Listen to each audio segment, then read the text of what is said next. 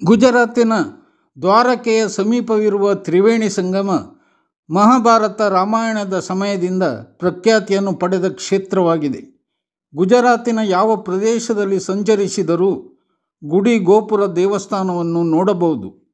ಚಿಕ್ಕ ಪುಟ್ಟ ದೇವಾಲಯ ಇಲ್ಲಿ ಎಣಿಕೆ ಮಾಡದಷ್ಟು ಇದೆ. ಅಷ್ಟೇ ಪ್ರಮಾಣದಲ್ಲಿ ಇತಿಹಾಸ ಪ್ರಸಿದ್ಧ ದೇವಸ್ಥಾನ ಇಲ್ಲಿದೆ.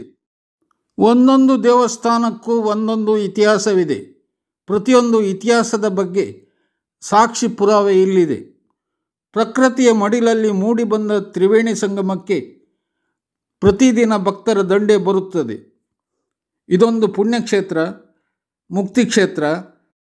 ಕರ್ಮಾದಿ ಪೂಜೆ ಪುರಸ್ಕಾರಕ್ಕೆ ಈ ಕ್ಷೇತ್ರ ಹೆಸರು ಮಾಡಿದೆ.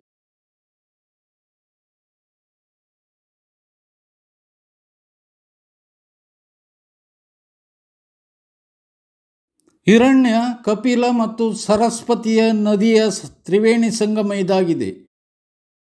ಪ್ರಯಾಗ್ರಾಜ್ನಿಂದ 10 ಕಿಮಿ ದೂರದಲ್ಲಿ ಈ ಕ್ಷೇತ್ರವಿದೆ. ತ್ರಿವೇಣಿ ಸಂಗಮಕ್ಕೆ ಕಾರು, ರಿಕ್ಷಾ, ಸೈಕಲ್ ರಿಕ್ಷಾದಲ್ಲೂ ಹೋಗಬಹುದು. ಗಂಗಾ ಯಮುನಾ ನದಿಯ ಜೊತೆ ಸರಸ್ವತಿ ನದಿ ಹರಿಯುತ್ತಿದೆ.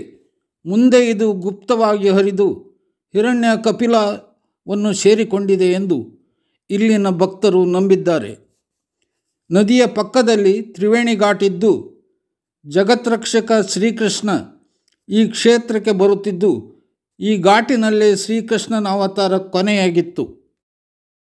ಸುಖ, ಶಾಂತಿ, ನೆಮ್ಮದಿ ಯಾರಿಗೆ ತಾನೇ ಇಷ್ಟವಿಲ್ಲ?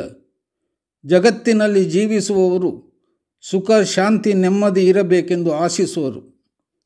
ಇನ್ನು ಸತ್ತವರು ಮೋಕ್ಷ ಪಡಲಿ ಎಂದು ಕುಟುಂಬಸ್ಥರು ಹಾರೈಸುತ್ತಾರೆ. ಮೋಕ್ಷಕ್ಕಾಗಿ ಪೂಜೆ ಪುರಸ್ಕಾರ ಇಲ್ಲಿ ಸಲ್ಲಿಸುತ್ತಾರೆ. ತ್ರಿವೇಣಿ ರಸ್ತೆಯಲ್ಲಿ ರಾಮಾನುಜ ಸಂಪ್ರದಾಯದ ಬಾಲಾಜಿ ಮಂದಿರವಿದೆ. ಲಕ್ಷ್ಮೀನಾರಾಯಣ ಮಂದಿರ, ರುದ್ರೇಶ್ವರ ಮಂದಿರ, ಮಹಾಕಾಳೇಶ್ವರ ಮಂದಿರವಿದೆ. ಇಚಿದೇಶ್ವರ, ವರುಣೇಶ್ವರ, ಅಶ್ವಿನಿ ಕುಮಾರ್ ಮತ್ತು ಬ್ರಹ್ಮೇಶ್ವರರಿಗೆ ಸಮರ್ಪಿತವಾದ ಒಂದು ಪವಿತ್ರ ಕೆರೆ ಇಲ್ಲಿದೆ. ಮಾತಾ ತ್ರಿವೇಣಿ ಮಂದಿರ, ರಾಮ ಮಂದಿರ, ಶಾರದ ಮಠ ಇಲ್ಲಿದೆ.